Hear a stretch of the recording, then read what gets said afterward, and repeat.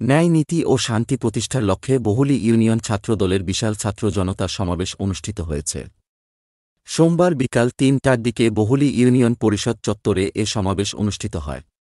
অনুষ্ঠানের শুরুতে বিভিন্ন ওয়ার্ড থেকে নেতাকর্মীরা মিছিল নিয়ে অংশগ্রহণ করেন। অনুষ্ঠানটি বহুলী ইউনিয়ন ছাত্রদলের সাধারণ সম্পাদক মোহাম্মদ ইমরান আহমেদের সভাপতিত্বে ও মোহাম্মদ সানি রোমানের সঞ্চালনায় প্রধান অতিথি হিসেবে উপস্থিত ছিলেন সিরাজগঞ্জ জেলা বিএনপির অর্থ সম্পাদক ও বহুলী ইউনিয়নের সভাপতি এস.এম. রেজাউর রহমান ফিরোজ। প্রধান বক্তা হিসেবে বক্তব্য রাখেন বহুলী ইউনিয়ন বিএনপির সাধারণ সম্পাদক মোহাম্মদ হায়দার আলী।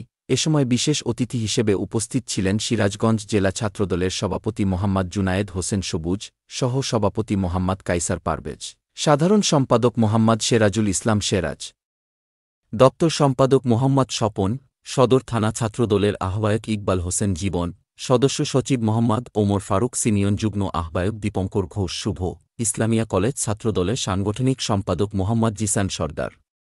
এছাড়াও বহুলী ইউনিয়ন বিএনপির সহযোগী অঙ্গ সংগঠনের বিভিন্ন নেতা কর্মী উপস্থিত ছিলেন।